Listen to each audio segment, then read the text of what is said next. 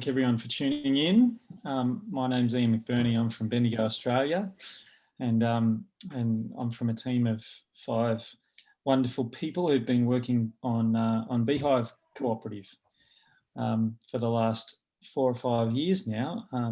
So I'm just going to give you a bit of an overview of Beehive and our first platform villages, and then let you know what we're doing about spreading around the country into next year.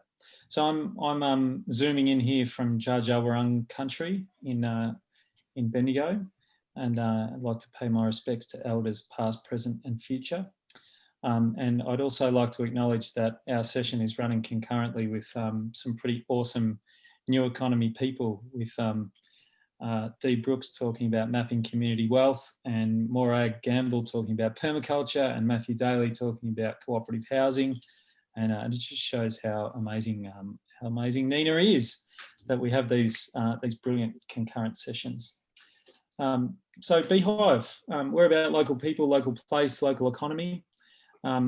This is our community getting together a couple of years ago and not coming into focus, which is pretty funny. There's some great people that are behind Beehive, and we feel that it's time to reconnect. You know, we've all experienced social isolation over the last few months and around Australia, and I'm in Victoria, so especially so. And we've seen the damage that it can do to our mental health. So we need to reconnect. Social isolation was already a problem before COVID hit, and it's even more so. We've all had a taste now. So we want people to connect together with neighbours. This is our fantastic team that have established Beehive. They're all brilliant people in their own fields and have a vastly different background and experience. Our vision is that we own our local online sharing economy together, and we want to make that possible for each local place around the country. So we've set up Beehive Bendigo Cooperative, and we want to help other places set up their own Beehive cooperatives for their own town. Our purpose is obviously quite wide and varied. You know, we have some big systematic changes that we need to make, and we think belonging is a big part of it. We think local cooperative enterprise is a big part of it.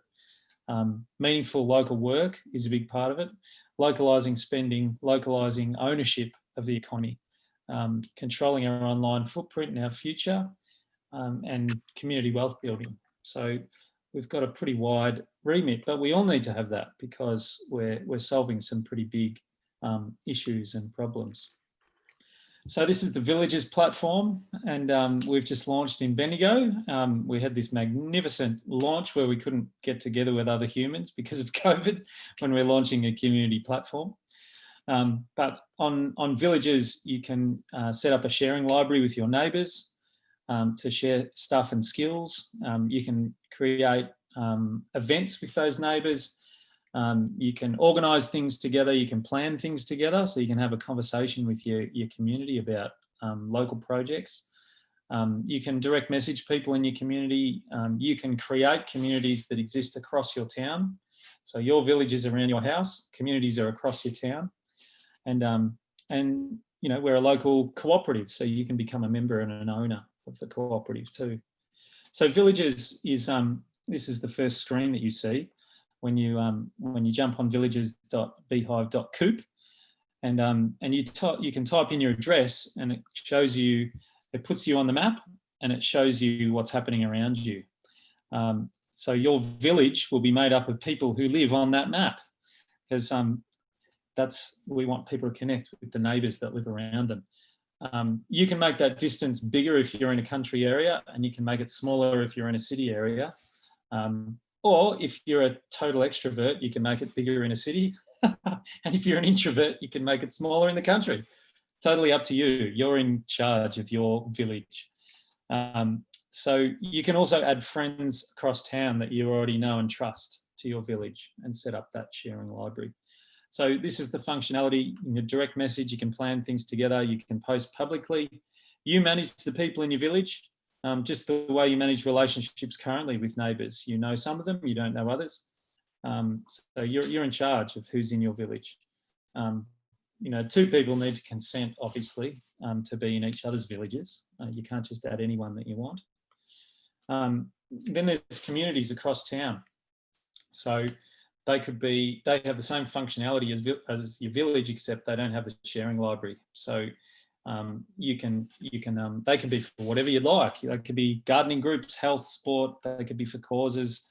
They could be for sharing economy ideas. If you're setting up a peer-to-peer lending library, you can create a community and build an audience around that. If you want people to talk about smart grid infrastructure during a crisis, you could create a community and you can talk about that. You know, in Bendigo, we have all these groups that are all brilliant new economy local projects. Freewheeling Fund fixes bikes and gives them away. We've got the Repair Cafe, we've got the Toy Library, the Library of Things is forming. You know, all of these are happening, and we're hoping that, you know, these groups will set up communities and grow an audience that will help, you know, each individual community fly. So what a lot of people don't understand when we talk about villages is that you have one village and you are in charge of that village. You can create and join lots of communities across your town. Now, we've launched villages in Bendigo at the moment, which does that. But we have some big plans once villages is established to help incubate local cooperative enterprise. So we're looking at cooperatives around villages. So first of all, you're a human being and a neighbour in villages, but then it's like, well, can we relocalise the energy system, and can we relocalise the transport system and the food system, and can we create a network of cooperatives that local people own, that local people work in, that local people share access to local materials. So that's the next step once we get Beehive going with villages. We've just finished a feasibility study on setting up the Bendigo car sharing cooperative, and that's looking really good. And we're now doing some fundraising in order to set that up. So that's the first one that we're going to do in Bendigo. And the idea is that once we've got a Beehive cooperative in Bendigo and it's got car sharing, if another place sets up a Beehive cooperative, they can just have access to villages and they can have access to car sharing. And if that other place decides they're going to do a food cooperative, then Bendigo will be able to access that. Because we're not competing, we're all building local enterprises for our own local place. So hopefully once we've got a network of beehives out there, they're sharing access to things with each other. Now, you sort of think, well, how's one local place going to go with this? Like, is there enough of an economy in a local place like Bendigo with 115,000 people? Well, Bendigo households spend $2.5 billion a year on goods and services. Imagine if we could relocalise, I don't know, 5%, 10% of that and have that circulating through local families and local households. So that's the aim, to relocalise and get that the currency circulating locally and going through lots of families and lots of community groups. You know, a key of ours is to not feed the billionaires. You know, if we took out the billionaires, and we could actually solve a lot of the global issues that we have. This is a slide by Janelle Orsi, who is a brilliant cooperative lawyer in the US. And I've loved it since I saw it about 5 years ago. So we're a cooperative. We have democratic governance, one member, one vote. The ownership will always be local and it will always be shared. So, you know, when you think about co-ops and their advantages, this is a slide by Trebor Schultz, who was one of the people who coined the term platform cooperative, like a digital cooperative. And this is the advantages. You know, once a cooperative is started, they have a lower failure rate, and they're great at building community wealth and democratic governance, worker ownership, and data democracy. So, you know, these big global platforms are selling our data, and they're advertising at us. And they're pushing, you know, they're even using emotional warfare techniques to make us vote particular ways in elections. So with this, you own the platform. You're not going to do that to yourself. So that's a big part of it for us. Cooperatives, this is Janelle Orsi. She says cooperatives will change the economy. We think it's the business model for the 21st century. We think the cooperative sector in Australia needs to wake up and realise that it actually is the business model for the 21st century. I've already talked about identity, reputation, your data. You know, we have some big global issues, and but all of the answers to these things are local. They're best handled locally. You know, we've got fear and nationalism and even heading towards fascism in parts of the world. And, you know, we've got well-being as a huge issue with social isolation. The economy is stagnating. You know, we're polluting the environment. We're losing full-time jobs. You look at the spread of COVID has happened because we don't have full-time jobs anymore. We have precarious work, and people can't afford not to go to work in those situations. So we have some big challenges. Our one of our inspirations is Janine Benyus, who wrote the book Biomimicry, and she calls this picture the wood wide web. What we're finding is that a forest collaborates, cooperates, and communicates together. So, you know, a forest is sharing materials and it's sharing information, and, you know, the trees on top of the hill are collecting sunlight, creating food, passing it through the soil to the trees in the valley. The trees in the valley are passing water up to the top of the hill. You know, it's a local economy needs to be deeply rooted in place. It needs to be about cooperation and collaboration. It needs to be using local materials and local ideas and local expertise. We've got some brilliant people around the country that have been thinking about how, you know, a global open source set of ideas could be produced locally. Jose Ramos has been talking about that with Cosmo Localisation, and Michelle Bounds with the Commons. So we've launched villages in Bendigo, and that's going really well. We're excited about that. People are subscribing to our platform. But from February, what we want to do is open the platform up to other people in other places around the country.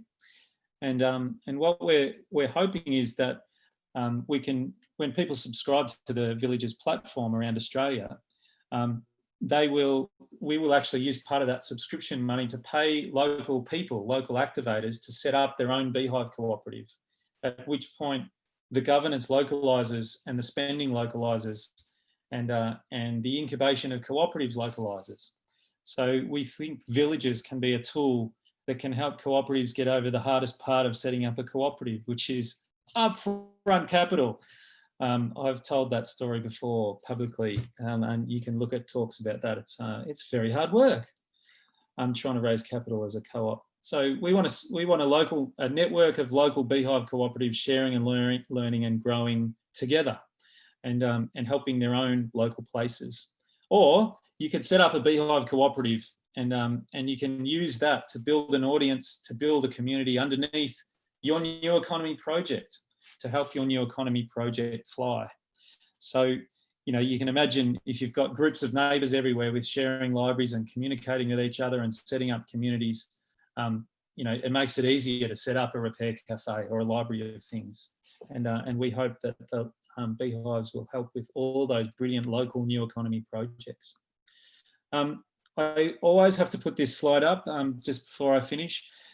These brilliant people are our founding patrons, and they've donated $40,000 so far to allow us to establish Beehive. You can join them if you like, because we'll make sure your name is in lights forever, shining on our website and in all of our presentations. But without these people, we wouldn't have been able to get going. So we'd love to know if you'd like to be involved in Beehive. Doug Rushkoff, who just wrote Team Human, he also wrote Throwing Rocks at the Google Bus. He said, the only things you need for a thriving economy are people with skills and people with needs. And what we say is, you know, we can also have a platform to make it happen, which is Villages. And there's my out of focus picture of our community again to show you. So that's enough from me.